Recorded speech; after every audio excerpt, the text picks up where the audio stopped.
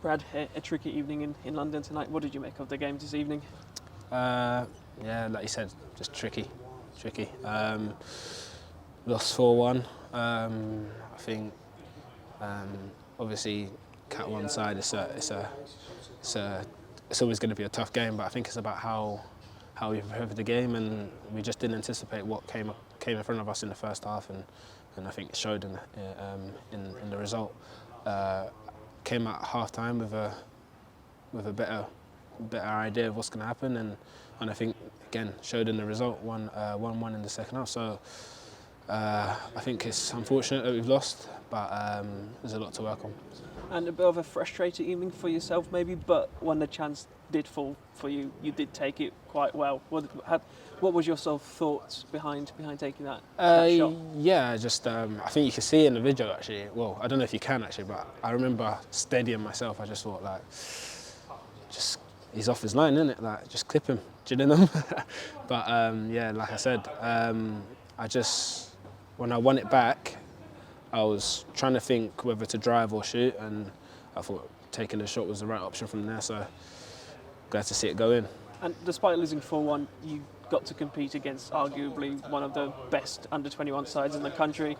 How does that feel for you? You know, challenging yourself against some of the best under-21 players. Yeah, with me, it's always about the next thing, the next challenge. I like things that are going to challenge me because I know I'm working on myself. So it was good to come up against a side like this, who are, as you can see, technically good. So it was good to come up again to see where we're at, and now we know where to work on, what things we need to, go back to the training ground and think about. And what do you think changed for the second half? Because as you mentioned, we conceded 3 goals quite early on in the game, and then we looked a bit more composed in the second 45 minutes. What was the message at half time, and what was the thoughts behind it? Just about togetherness, complaining at each other. Shouldn't be doing that. And again, like just the compactness of the team and when to go, the triggers, when to press and when not to press. First half was pretty erratic. I'll take part of the blame for just pressing because I think it's the right thing when maybe it wasn't because I'm pressing on my own at times. But I think it's just about the compactness and communicating with each other when to press and when not to press. And as you saw through the goal and for other moments in the game, it worked. It came out and it showed. So. Yeah, we had more attacking threats in the second half as well, but the first 45 minutes ended with 3-0 to Chelsea, but the second one, it was a 1-1 draw. What do you think made the biggest difference there?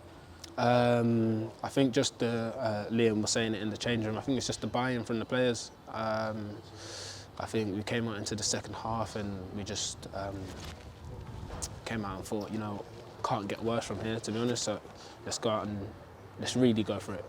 Maybe in the first half, I don't know, I'm not saying, but maybe in the first half we didn't.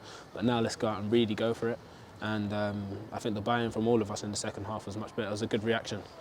And lastly, in terms of the positives from tonight's game, yes, we won't be happy with the result, but I'm sure there's plenty of learnings for yourself and for the team going forwards. Yeah, I think that's always the main thing, especially in a 21s game. I think it's all about the learning curves you can get from it. So yeah, we always want to win the games and get 3 points, but it's always good to learn. So we'll take the learning points from it, and we'll come back.